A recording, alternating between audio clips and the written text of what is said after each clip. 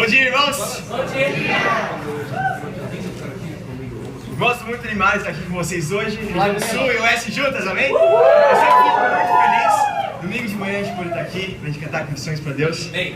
E eu não sei vocês, mas ontem eu assisti o jogo da seleção, como o Vini comentou. Fortes emoções. Pra quem me conhece, sabe que eu não sou grande fã de futebol. Tipo, eu torço pro Palmeiras, mas acho que... mais porque meu pai torce pro Palmeiras. Eu torço pro Palmeiras também. Mas eu não sou de acompanhar os jogos mesmo. Eu vejo as notícias depois, pra poder conversar com meu pai, principalmente. Mas ontem era o jogo da seleção, final, com a Alemanha ainda. E a gente lembra o que aconteceu há alguns anos atrás. Eu falei, eu tenho que assistir esse jogo. E os rapazes estavam lá em casa, a gente não tem televisão lá em casa. E eles falaram assim, a gente vai lá no Savana, no restaurante, pra assistir o jogo, vamos lá também? Eu falei, eu tenho que fazer as coisas aqui em casa. Vamos lá, talvez daqui a pouco eu vá. E eu fiquei em casa, mas assistindo meu celular. E eu me peguei numa situação, tipo, envolvido com a emoção do jogo. Sabe quando você fica... Parece que você está controlando as pessoas com um videogame ali. Você está torcendo mesmo. E você sente emoção. E teve uma hora que eu me peguei e estava mordendo a coberta, assim. Tipo, o que está acontecendo aqui? Olhei assim, ninguém está olhando pra mim. Eu nunca tinha feito isso, sabe? Tem de errado comigo. Mas estou sendo aberto, irmãos. Amém. Mas é um jogo que é um jogo de futebol, como o Vini comentou, que não é tão importante assim, comparado ao que a gente tem. Mas eu estava pensando na cabeça desses caras. Eles estavam jogando lá ontem. Eles fizeram um gol, todo mundo ficou feliz. No segundo tempo, eles tomaram um gol. E depois foi para os pênaltis. Se eu tivesse no lugar desses caras, eu ia estar tão nervoso que eu acho que ia chutar para trás. É muita pressão na cabeça dessas pessoas. É o Brasil inteiro olhando para eles. Não, acho que não é o Brasil, é o mundo inteiro olhando para eles nesse momento, com muitas expectativas em cima deles. E a tarefa deles qual seria? Ganhar. É por isso que eles foram escolhidos. Existe a seleção no Brasil. Eles foram selecionados entre os jogadores do Brasil para estar ali representando o nosso país. Então eles são representantes do país ali em campo. Tem já uma pressão em cima disso. Além disso, o país, de certa forma, está investindo recursos neles, digamos que bastante recursos, aliás, nessas pessoas, para eles fazerem a tarefa deles, ganharem o jogo. Eles estão sendo cuidados ali, eles estão sendo treinados ali, eles estão sendo bem alimentados ali. Está sendo feito tudo com eles para eles fazerem a tarefa deles, ganharem o jogo. Amém. Eu fico pensando no Neymar, Gabriel Jesus, essa rapaziada, imagine a pressão na cabeça deles nesse momento. Amém. Eles tinham responsabilidades. Eu estava pensando o quão espiritual toda essa comparação pode ser. Cada um de nós aqui, irmãos, foi escolhido por Deus. Amém. Você representa, sim, o reino de Deus. Está no Brasil, mas tem discípulos em vários lugares do mundo que a gente representa o reino de Deus. Você está sendo treinado através da palavra de Deus. Você está sendo cuidado por Deus e por discípulos, irmãos e irmãs na sua vida. Deus tem expectativas de você. E qual é a nossa tarefa? Qual é a nossa missão? Ajudar outras pessoas a conhecerem o reino de Deus também. Amém. O título da nossa aulinha hoje é A Missão. Amém. A gente tem uma música chamada A Missão. Eu vou falar pra vocês essa música, porque às vezes a gente fica cantarolando a música e não presta muita atenção na letra. Olha isso. Eu tenho uma missão no meu coração. Não vou falhar e eu cumprirei. Mesmo que o preço seja minha vida, com minha vida eu pagarei. Eu tenho uma missão no meu coração confiada pelo meu Senhor. Hei de levar a todos os povos sua palavra de salvação. Pois seu amor foi bem maior, morreu na cruz para me salvar. O que então impedirá neste mundo essa missão? Uau. A nossa missão, irmãos, não é ganhar um jogo de futebol. E já tem pressão nisso. A nossa missão é ganhar o mundo para Deus. Amém. Amém? Só que para a gente poder fazer isso, a gente tem que entender de onde a gente tem que tirar nossas forças para poder ter essa missão. Amém? Vamos lá comigo em João capítulo 4. Vamos lá. João capítulo 4. Em João 4, versículo 34, Jesus fala que a minha comida é fazer a vontade daquele que me enviou e concluir a sua obra. A comida de Jesus, o que dava energia para Jesus, o que sustentava Jesus, era o fazer, esse ato, o fazer a vontade de Deus. Não os milagres que aconteciam, Não as coisas legais que estavam acontecendo, não quando estava tudo bem, isso animava Jesus e dava energia para Jesus, mas o fazer a vontade de Deus, cumprir a vontade de Deus, era a comida de Jesus. Amém. Se a gente vai fazer uma missão, irmãos, e a gente foi escalado, a gente foi selecionado para cumprir essa missão, a gente precisa estar baseado no quê? Na comida que Jesus está falando aqui, fazer a vontade de Deus. Amém. Aí tem 3 pontos hoje. O primeiro ponto é servir na missão. Vamos comigo lá em Mateus capítulo 20. Vamos. Os milagres são bons também. Tipo a cereja do bolo. Animam a gente. Eu gosto de, no final de semana, estar aqui com vocês, estar no convívio, estar nos devocionais, estar nos cursos de meio de semana, estar nos bate-papos. Isso anima a gente. Mas não é daí que a gente tem que tirar nossas forças, amém? Mateus capítulo 20, Jesus, ele ilustra o reino de Deus com uma vinha. Ele faz uma parábola, ele conta uma parábola para a gente entender o reino de Deus e qual é a nossa missão no reino de Deus. Versículo 1. Lá fala assim: pois o reino dos céus é como um proprietário que saiu de manhã cedo para contratar trabalhadores para sua vinha. Ele combinou pagar-lhes 1 denário pelo dia e mandou-os para sua vinha. Por volta das 9 horas da manhã, ele saiu e viu outros que estavam desocupados na praça. Ele disse: vão também trabalhar na vinha, e eu lhes pagarei o que for justo. E eles foram. Saindo outra vez por volta do meio-dia e das 3 horas da tarde, fez a mesma coisa. Saindo por volta das 5 horas da tarde, encontrou ainda outros que estavam desocupados e lhes perguntou: por que vocês estiveram aqui desocupados o dia todo? Porque ninguém nos contratou, responderam eles. Ele disse: vão vocês também trabalhar na vinha. Jesus, ele compara o reino de Deus a uma vinha. E numa vinha, se você está numa vinha, a expectativa que tem-se é que você trabalhe na vinha, que você esteja ali colhendo as uvas da vinha. O que mais você faria numa vinha? Ver o quão bonito é uma vinha ser picada por algumas formigas, não sei. Quando você está num ambiente de trabalho, se você trabalha, a expectativa que tem de você é que você trabalhe. O ano passado eu estava trabalhando no escritório de engenharia. E tem pontos muito legais, porque eu gosto de engenharia, eu estava trabalhando com essas pessoas, a gente tinha um convívio na Copa, o convívio da Copa a gente chamava. E era legal estar com essas pessoas, muitas das pessoas estavam estudando comigo também na universidade, então era divertido até. Mas tinha os pontos negativos, sabe?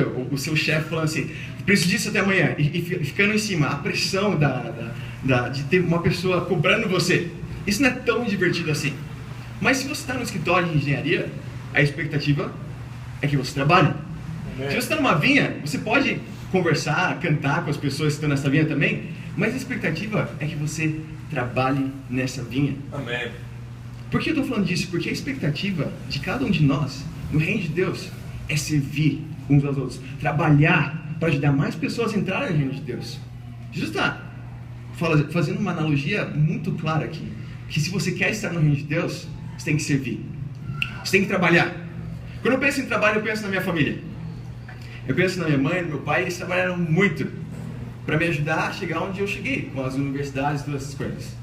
Meu pai tem 3 filhos, eu tenho um irmão mais velho, eu tenho uma irmã mais nova também. Uau. E desde sempre, assim, meus pais trabalharam muito. Minha mãe é professora e ela deixou o cargo dela na rede pública de ensino, com todos os benefícios que existe lá, concursada, para poder trabalhar numa escola particular. Para quê? Para que eu, meu irmão e minha irmã pudéssemos estudar numa escola particular. A gente nunca pagou a escola.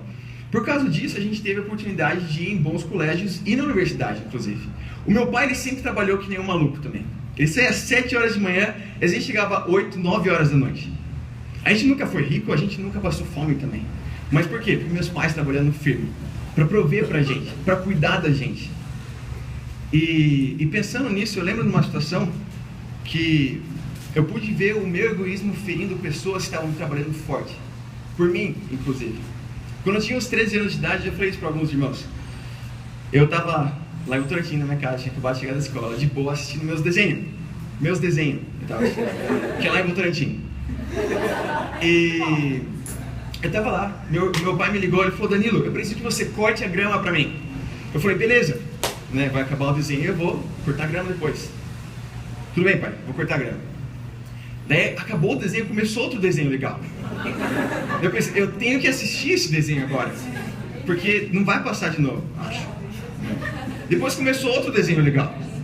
E depois eu senti fome, eu tive que comer. E depois começou outro desenho legal. Chegou às 7 horas da noite, meu pai chegou. E falou assim pra mim, Danilo, você não cortou a grama? Eu tinha pedido pra você. Eu falei, pai, eu vou cortar a grama. Ainda não acabou hoje. Eu pensei comigo, não falei isso pra ele. Ele falou, tudo bem. E eu continuei assistindo o desenho, eu estava quase terminando. Eu estava na sala, eu escutei o barulho da máquina de cortar grama. Eu saí correndo da sala, eu falei, pai, para de cortar grama, eu vou cortar grama. Ele falou, não, vai lá assistir o seu desenho. Nossa. Quando você sabe que tem pessoas trabalhando forte por você e você está sendo egoísta, isso pesa no seu coração. Quando você vê isso, qual que é o ponto aqui? Egoísmo pode atrapalhar a vida de outras pessoas. Não é algo que só te atrapalha. Se a gente não está trabalhando para Deus, ajudando outras pessoas a entrar no reino de Deus, isso não só fere você, isso fere outras pessoas principalmente. Para que cada um tivesse aqui hoje, pessoas trabalharam duro para vocês estarem aqui. Tem uma escritura que me ajuda muito a entender isso espiritualmente. Vamos lá comigo em Lamentações capítulo 1.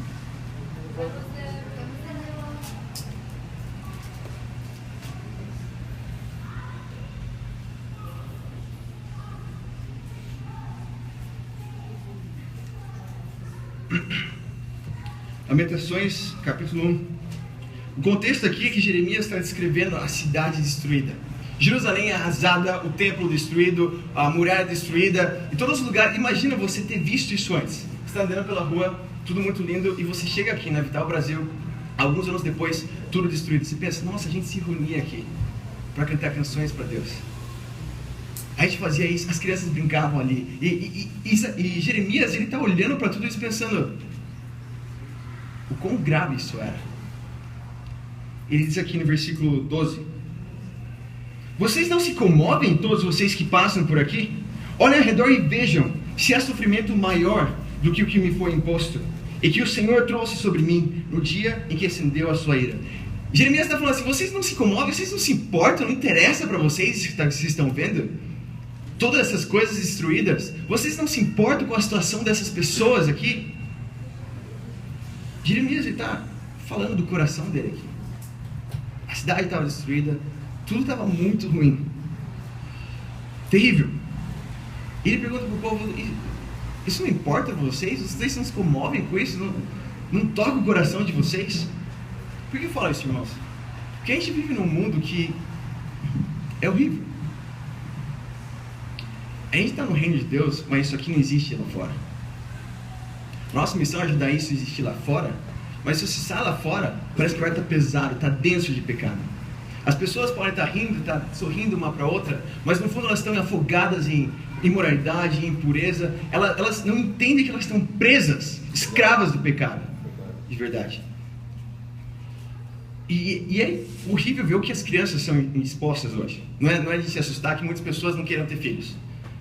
Porque as crianças, o que elas aprendem às vezes na escola, inclusive, o que elas aprendem no colégio, o que elas aprendem com a televisão, com as novelas, o que elas aprendem com... O que as crianças aprendem hoje em dia é assustador, irmãos.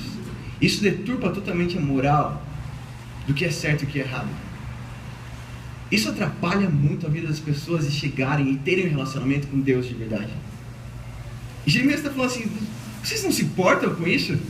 Em Mateus 24, versículo 12, fala que devido ao aumento da maldade, o amor de muitos esfriaria. E eu vejo isso acontecendo. Devido ao aumento da maldade, a nossa tendência, o amor de muitos, é esfriar. É você se tornar insensível a isso. Nossa, é assim mesmo. Né? Faz uns anos que está assim. Né? Mas o que vai fazer?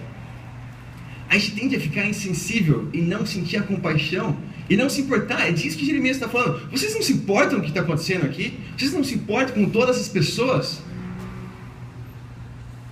Pecado tem enganado a vida de muitas pessoas, irmãos. O problema é que estar enganado, a pessoa não sabe que ela está enganada. Ela está nessa situação e ela não vê isso. Da mesma forma que eu estava enganado e compartilharam a fé comigo, eu não estava vendo isso.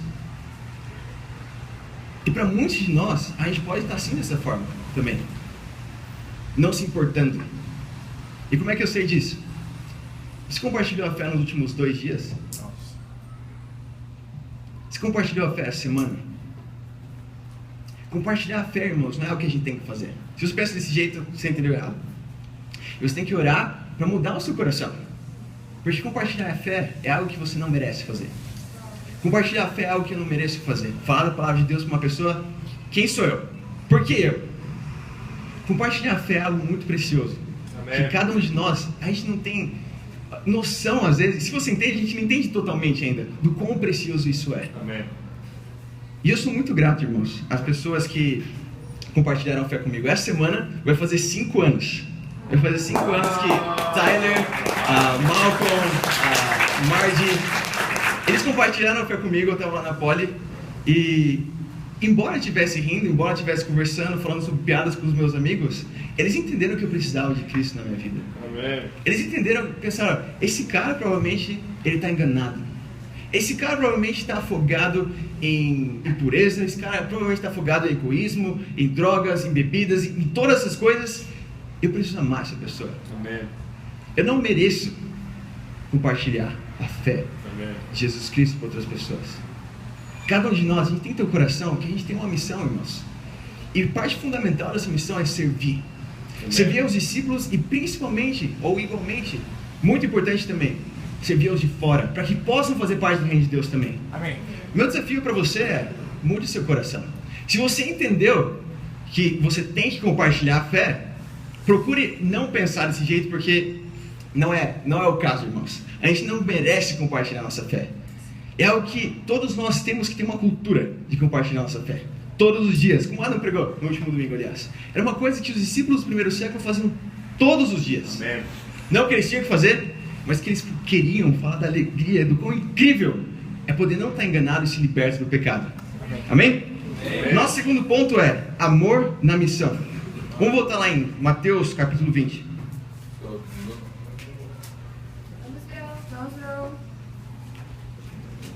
Mateus capítulo 20. Vou continuar lendo aqui.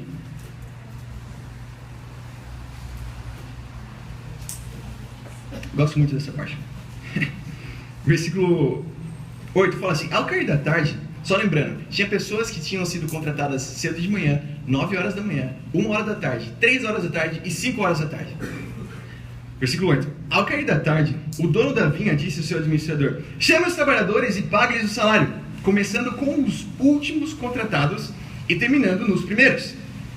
Vieram os trabalhadores contratados por volta das 5 horas da tarde e cada um recebeu 1 denário. Quando vieram os que tinham sido contratados primeiro, esperavam receber mais, mas cada um deles também recebeu 1 denário.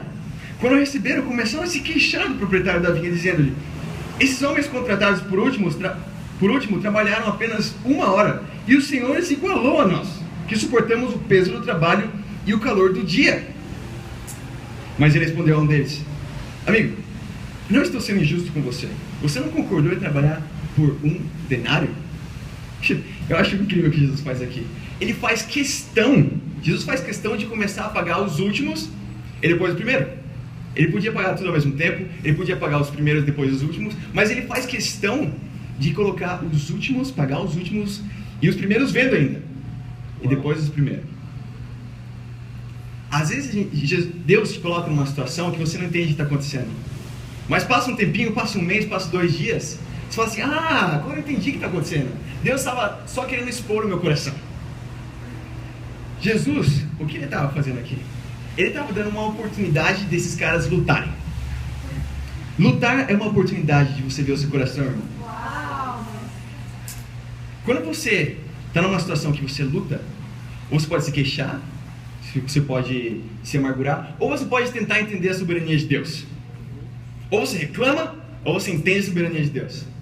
Algumas pessoas que me animam muito e que têm trabalhado há muito tempo no reino de Deus são algumas irmãs que tem aqui. Por exemplo, a Linda, por exemplo, a Cleibe, por exemplo, a Simone. São irmãs que há anos, irmãos, estão servindo no reino de Deus. A Dalva lá embaixo está cuidando das crianças. Ela podia pensar: nossa, tantos irmãos para servir as crianças, e eu, que estou tanto tempo aqui, tenho que servir as crianças. Mas ela está grata por poder fazer algo no reino de Deus. Amém. Ela entendeu que, por que eu vou reclamar? O que eu não tenho? Lutar é uma oportunidade, irmãos. Só que a gente não enxerga desse jeito. Lutar é uma oportunidade, só que a nossa tentação primeira de todas é reclamar. Como assim? Esse cara está ganhando a mesma coisa que eu.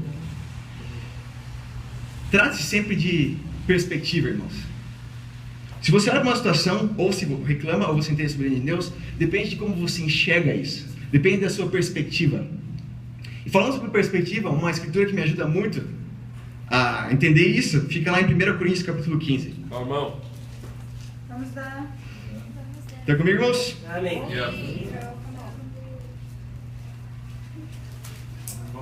1 Coríntios capítulo 15. Em perspectiva, ou você olha para você, para o seu ego, o quanto você foi ferido. Ai, esse irmão falou comigo desse jeito. Ai, essa irmã falou comigo desse jeito. Ou você pensa, o que Deus está me ensinando com essa situação? Ou você pensa na soberania de Deus. Talvez Deus esteja expondo o seu coração para que você possa aprender alguma coisa. Trate de entender a graça de Deus, a perspectiva da graça de Deus. Aqui em 1 Coríntios capítulo 15, olha o que Paulo diz. Versículo 2 fala assim: por meio deste evangelho, vocês são salvos, desde que se apeguem firmemente à palavra que lhes preguei. Caso contrário, vocês têm crido em vão. Versículo 9 fala assim: pois sou o menor dos apóstolos, e nem sequer mereço ser chamado apóstolo, porque persegui a igreja de Deus. Mas pela graça de Deus, eu sou o que sou. E sua graça para comigo não foi inútil. Antes, trabalhei mais do que todos eles. Contudo, não eu, mas a graça de Deus comigo. Portanto, quer tenha sido eu, quer tenha sido eles, é isso que pregamos e é isso que vocês creram. Aqui Paulo está explicando que ele entende a graça de Deus e ele podia enxergar isso de algumas formas. Paulo tinha sofrido bastante. Paulo foi preso algumas vezes, Paulo foi espancado algumas vezes. Ele sofreu e antes de ser um discípulo, inclusive, ele entendia que ele não merecia nada. Depois de ser um discípulo, por causa da vida que ele tinha antes, ele entendeu que não merecia nada. Eu sou o pior de todos eles. Eu persegui a igreja. Eu estava sendo cúmplice da morte de cristãos. Eu estava fazendo cristãos negar o nome de Jesus. Mas pela graça de Deus, eu sou o que eu sou. E a graça de Deus não foi inútil para comigo. Antes, quando ele entendeu a graça de Deus, ele podia reclamar: Deus, eu fiz bastante coisa para você. Chega de sofrimento. Não. Ele entendeu a graça de Deus. Por causa disso, eu trabalhei mais forte que todos eles. Paulo, ele está sendo bem audacioso aqui, mas com razão. Ele trabalhou mais forte que todos eles, porque ele entendeu de fato a graça de Deus. Você tem entendido a graça de Deus na sua vida, irmãos? Ou você tem reclamado? Ou você tem se queixado? Entender a graça de Deus é saber que, primeiro, você não merece nada. Esses trabalhadores aqui, eles não estavam trabalhando antes. Jesus falou assim: vocês querem um denário? Chega mais. E chama para trabalhar na vinha. Eles não estavam trabalhando antes. Algo que a gente precisa entender firmemente e profundamente é que a gente não merece nada, irmãos. O que você tem, você não merece. E o que você não tem, você também não merece. E o que Deus te dá é um presente para você. Amém. O reino de Deus é um presente para você. Amém. E tudo que a gente tem é um presente que Deus dá para cada um de nós. Paulo ali entendeu isso na vida dele. Ele optou por não reclamar. Ele melhorou para Deus. Ele trabalhou mais forte. Isso fez ele entender a graça de Deus. Amém. Entender a graça de Deus, o que é, irmãos?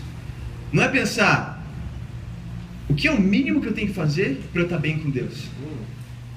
Mas entender a graça de Deus é o que é o máximo que eu posso fazer, porque eu já estou bem com Deus. Amém. Paulo entendeu a graça de Deus aqui na vida dele.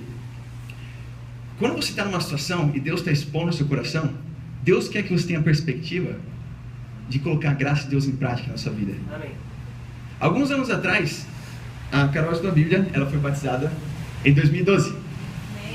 E foi difícil no começo, porque a Lia, nossa atual irmã em Cristo, ela não era uma discípula antes. A Lia é mãe da Carol. E foi difícil no começo.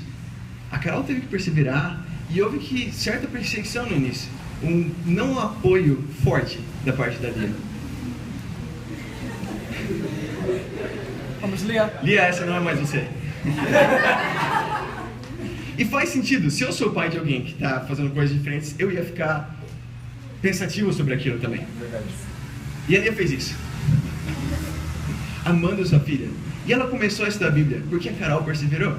A Carol podia pensar: Deus, mas Por que isso está acontecendo? Eu tenho mudado minha vida, eu tenho feito coisas para o Senhor, eu tenho compartilhado minha fé, tenho estudado a Bíblia com as pessoas. Por que minha mãe está me perseguindo agora? Por que, Deus? Eu não mereço isso.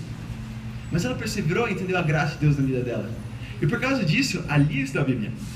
E se tornou uma discípula, amém? Amém. Demorou um ano, mas ela se tornou uma discípula. Amém? Eu demorei bastante também. Amém. Mas o ponto é, ela se tornou uma discípula. E hoje ela está ajudando a gente, entendendo a graça de Deus na vida dela, ajudando mais pessoas. Amém. Qual que é o ponto, irmãos? Quando Deus expõe o seu coração, você vai reclamar? É o que a gente sente vontade de fazer. Ou você vai entender a soberania de Deus? Quando Deus expõe o seu coração, ou quando irmãos abrem a Bíblia e falam o seu coração para você, você fala, nossa, tudo isso? É, tudo isso. O que você sente? Você sente vontade de se justificar? Ou você sente vontade de ser melhor para Deus? Entendendo a soberania de Deus. Eu quero animar cada um de vocês, irmãos, a não reclamar, mas amar essa missão. Amém? Amém. Nosso terceiro ponto é gratidão à missão. Vou continuar lendo aqui em Mateus 20.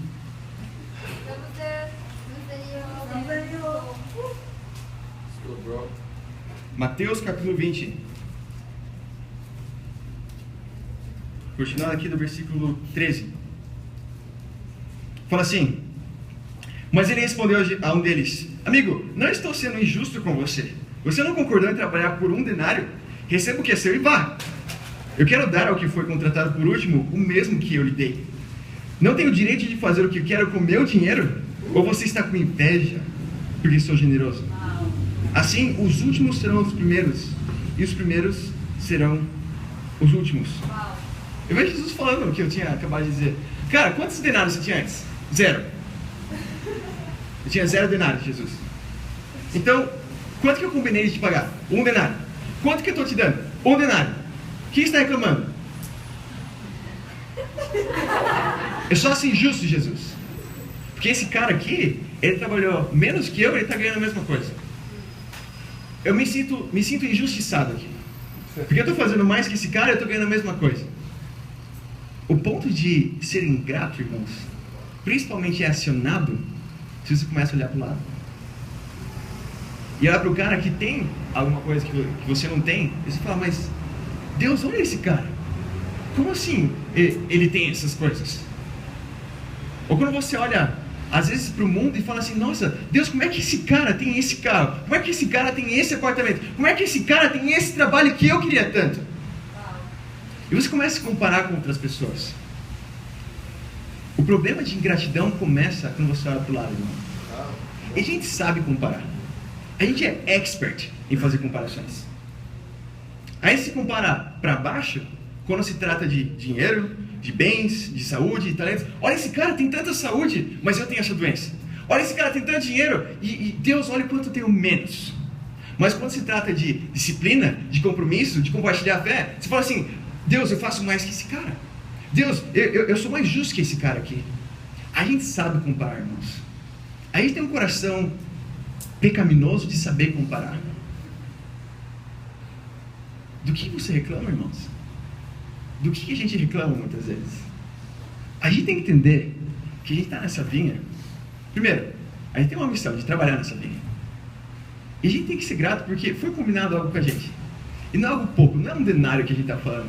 A gente está falando de uma coroa que o Viner falou que dura para sempre. Que é muito maior do que qualquer coisa que a gente possa imaginar. Imagina se alguém te desse R$1 milhão hoje. Você ia ficar feliz? Eu ia ficar feliz. Você fala assim, não ia ficar feliz. Não, você ia ficar feliz. Eu ia ficar feliz. Mas é algo muito maior do que isso, irmãos. Nenhum dinheiro pode comprar o que você já tem. Do que você está reclamando? Com quem você está se comparando? Para de olhar para fora. Para de olhar para o seu irmão. Para de olhar para os lados. E olha o que Deus te deu. Olha em volta aqui. As pessoas não têm o reino de Deus, irmãos. E você não é melhor do que elas. Essa é a verdade. O que tem que acontecer? A gente tem que compartilhar do reino de Deus para essas pessoas também. Amém. Irmãos, essa é uma lição que muitas vezes eu não parava para pensar, vinha e tal, o reino de Deus. Mas é uma mensagem muito forte que Jesus está falando aqui. Ele está falando sobre ser grato à missão. Ele está falando sobre trabalhar na missão. Ele está falando sobre amar a missão. E não ficar reclamando. A gente tem uma missão, irmãos, de evangelizar o mundo inteiro na nossa geração. E a gente vai fazer isso. Isso vai acontecer. O ponto é, você quer fazer parte disso? Eu quero fazer parte disso. Eu quero ajudar muitas pessoas a fazerem parte disso. Esse deve ser o nosso coração, irmãos. E assim a gente vai evangelizar o mundo inteiro na nossa geração, vai cumprir nossa missão. E essa seleção que a gente tem aqui, essa seleção de discípulos escolhidos por Deus, vai aumentar muito. Amém? E para Deus seja toda a glória. Amém.